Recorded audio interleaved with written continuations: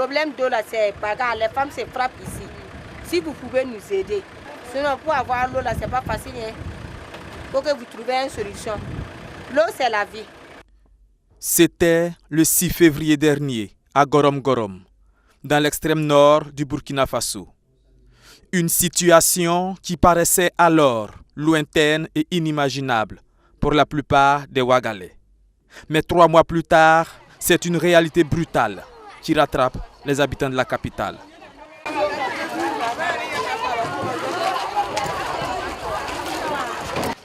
Ouagadougou a soif.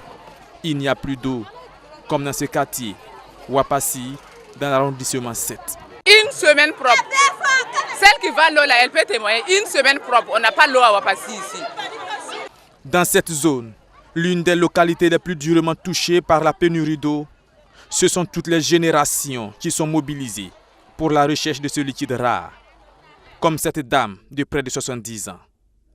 Alors, la frustration des populations est palpable. Moi j'ai un bébé de quelque chose de 7 mois comme ça. Je viens, je dors au robinet ici avec l'enfant là. L'eau là ça vient même pas, je vais me réveiller. À 5 heures, on est sur la route en train de chercher l'eau. On ne sait pas où. Hein. Tu sors comme ça avec ton enfant. On ne sait pas où. Tu sors, tu vas le trouver souvent dans les autres quartiers. Tu vas prendre l'eau là comme pour venir ici. On supporte, hein, vraiment on supporte. Si le président pouvait faire quelque chose pour nous.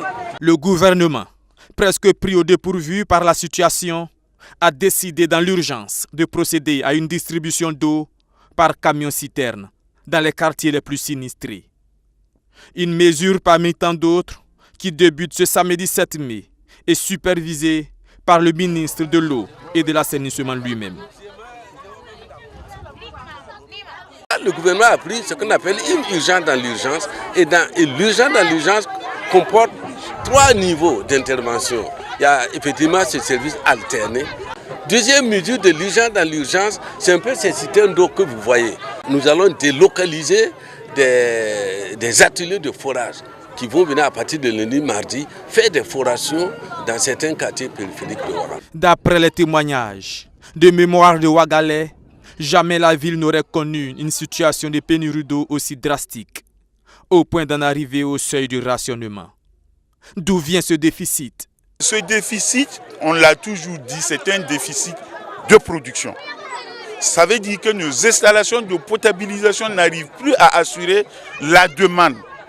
En attendant une solution définitive, à Taptenga, à Nagrin, à Basenko, Yagma, Cité Azimo et bien d'autres zones plus touchées, les hommes et surtout les femmes sont obligés de s'adapter à un autre mode de vie.